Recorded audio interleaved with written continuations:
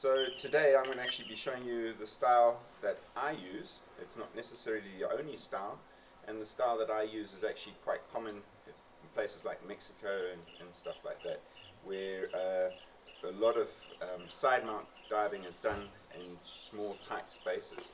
Okay, so the method I use is not necessarily the one that someone would use in open water. Okay.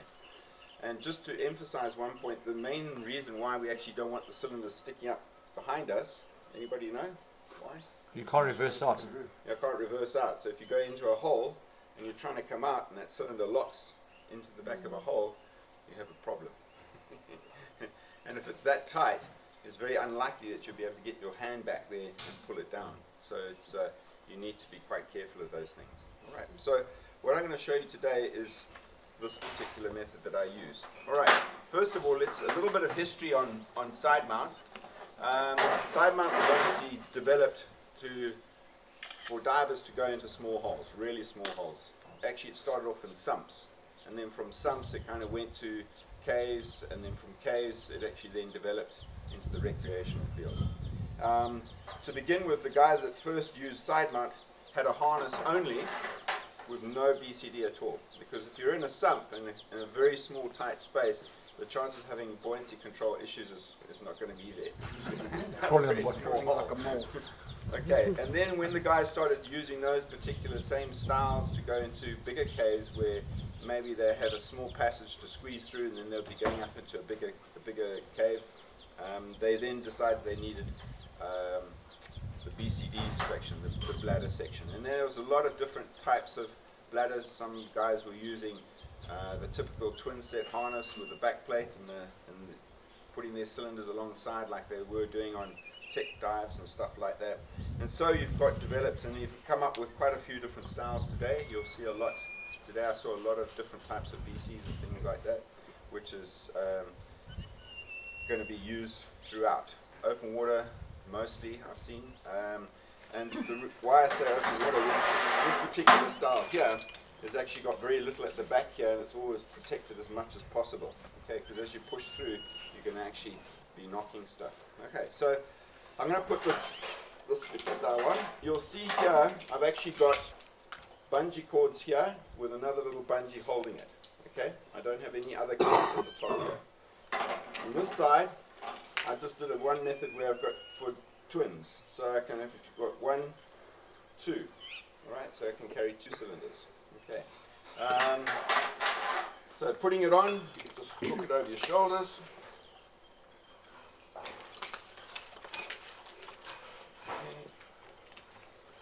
Now I've modified mine just a little bit on the top because I like to have it quite tight.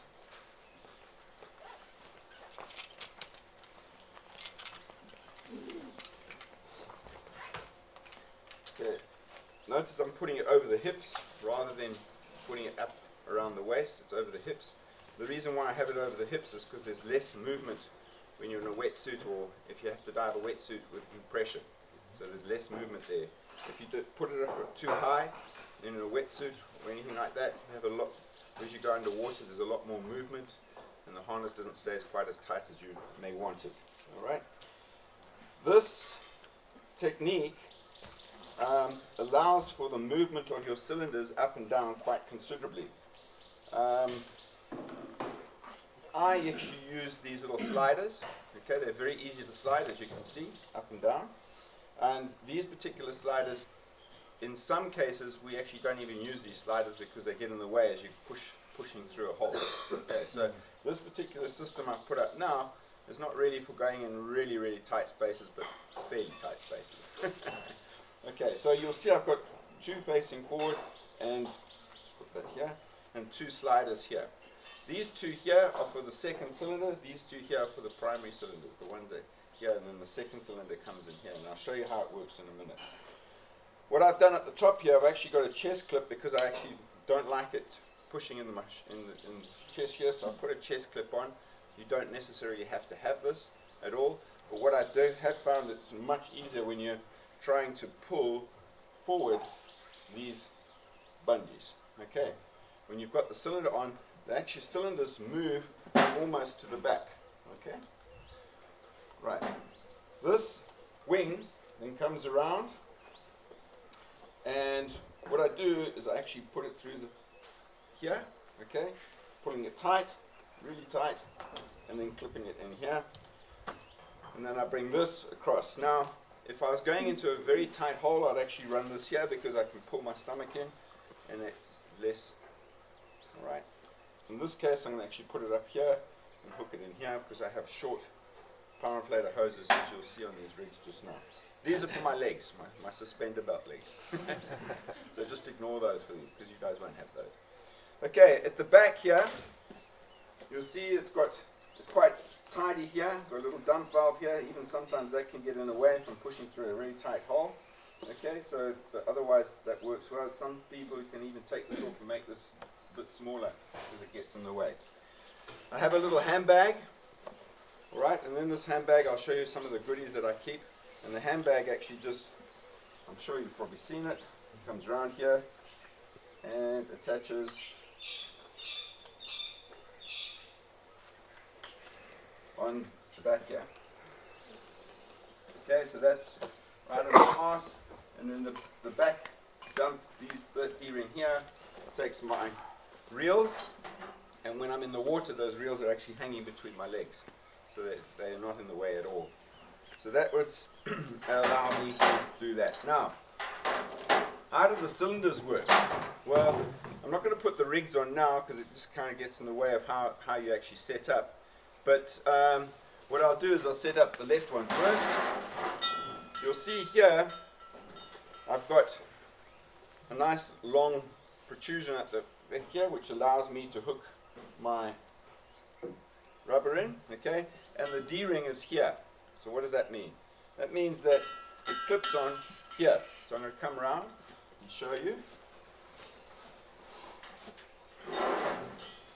Right, so in the water it's quite easy to put on because the D-ring is very easy. Just clips in like that. And then this guy pulls like this and comes around and hooks in there. Okay? So what does that mean? Look how flat this is now on my side, and my actual arm is like that in the water. So the cylinder is almost behind me. Okay? So that allows me, when I swim along now, and if I can get my shoulders through, I'll be able to get this through. Okay? And the pillar valve's here, I can reach it, and the cylinder in the first stage is actually sitting in here. Right. So that's quite common, so both sides. And then I can actually move this underwater very easily. Some cases, if I'm finding this is actually getting in the way, I can actually put a piece of bungee cord here and take this off altogether and just use a very tight piece of bungee here. And I can move it backwards and forwards there. So again, the side.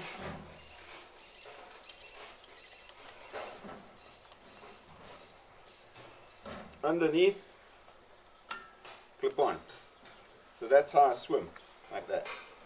Okay, Ivan took some really nice photographs, and you can see at some stage you can hardly even see the cylinders, can you, Ivan? Okay, so that way actually keeps it very flat here. You'll see this is actually sticking out a little bit. So if I was going into a very tight sump, I'd take this down and I'd mount it round here. Which would mean what? My power inflator hose would have to be a lot longer, wouldn't it? Yeah. It would actually come down here, and you see this here, it would actually be sitting here, routing my power inflator hose here, and I'd have my hands here. Okay. If I'm going in those tight spaces, how often do you think I'm going to be using this? Not often. Not often. So I don't really need it to be sitting here, being used all the time, so I can put it in here. Okay, so that's how you mount the cylinders. Now, mounting the rigs is also quite different, depending on what you're actually doing. Alright, so I'm not going to, I need a little bit of help here. Alex, you can come and help me. Okay, in fact, I'm going to just take these off quickly and put the rigs on each one.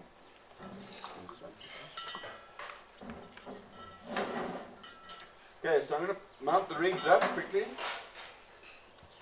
Now this system that I've got here right now, the Apex regulators, I've got a short hose on. For this particular type of diving doing here, short hose works for me. If I'm actually going to be doing anything with requiring where I have to pull the cylinder off and push it at arm's length, then I need a longer hose, because I don't want to be sitting in a tight space trying to unplug and plug this in. Okay, so a longer hose would then work, and then you'd have to route it back inside here. So long hose obviously would be on the right. Okay.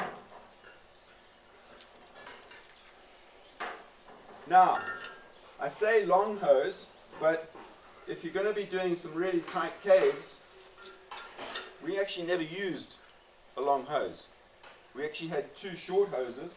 If I was doing sump diving or going in really tight spaces, I'd have just two short hoses and regulators coming straight up here. I wouldn't route them anywhere else. They would be coming straight off here, up to here. Nothing around the neck. Back to Madagascar recently, or a while ago, I was going through, and I had the hose around my neck, and I got into one place where I had to let go the regulator out my mouth because it was stopping me going through. The regulator moved back. The regulator came over here. I thought I was going to break the rig as I went through. Once I got through, I had to find it and put it back in again. So next, took it straight off, routed it back down here, and have it straight up here. So how you mount it really depends on what situation you're doing. You're very quiet. You just must ask some questions as we're going along. All right, so the routing of it really depends on what type of diving you're doing. So if you decide to route things differently than what's standard, that's not an issue, but it does help if you route it to a common purpose. So open water diving, this is a typical setup for open water diving, or where you're going to be diving in caves where it's quite big. For instance, here it's actually quite large tunnels that you can actually use to swim side by side. There are places in here where you can't swim side by side, or it becomes quite tight, isn't there, Craig?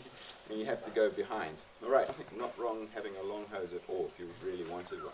And you'll see my arm starting to come up, but when I'm in the water, this will actually move back further. Okay. Then you put on this one.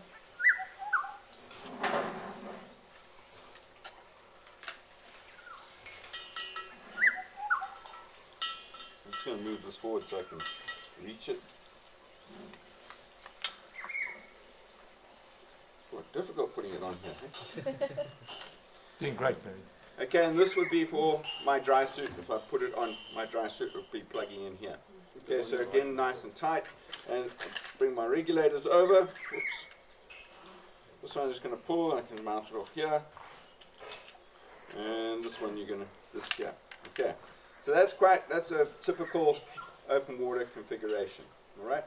If I decided I was going to be going in a cave, I'd actually get two hoses like this, a really tight one, and I'd actually mount it, pushing it down. Obviously this would be a long hose here, down, and this would come up like that. Okay? So where would this go? Now if you notice, I unplugged it and I've left it, drop it down here. Same thing would come here, and then I'd bring this up and plug this in over. So your hoses would be under here in a cave where you're really tight and you're having to use it like this. So you're trying to keep everything tucked in, and you use this as your method of keeping the hoses in. Okay. Right, no questions still? No, okay. Right, moving on, let's just pull this back up again. If I was to mount now a second cylinder on, for instance, this side, in this case, I've got a second bungee that comes through here. Okay, that comes actually around and hooks on the second cylinder, exactly the same as this. But the hook comes under here and hooks onto here. Alright. And sometimes I'll put a piece of neoprene like this on the second cylinder, because I hate cylinders going ding, ding. If you mount this correctly, you'll actually find that it's tight enough those cylinders don't actually move at all. They're tight. Okay. And if you swim now with this configuration, you have no movement here at all. What is actually happening here, this bungee is actually pulling this, screwing it down this way, and this is stopping it from turning, which then brings it right up against your body. Okay. If you put this hook anywhere else, this clip, and you put it at the back here, that will allow the cylinder to wave in the air here. Okay. Still no questions? Sure. All right. Any other? Nothing else. Okay. This would actually come in here. Pull it tight. Like that. Okay. good to go. So, okay. So, some people said to me, well, you haven't got a D-ring at the top here. What are you going to do if this breaks? Okay, so what do? Is I actually go back to my little pouch here. Okay, so this is now floating on the water. This will be holding it a little bit. Let me see if I can do this without Killing yourself. all over the place. And I go back into my little pocket here. And I've got two options really. I've got this little guy, or I've got this little guy. And either or of them can push around like this.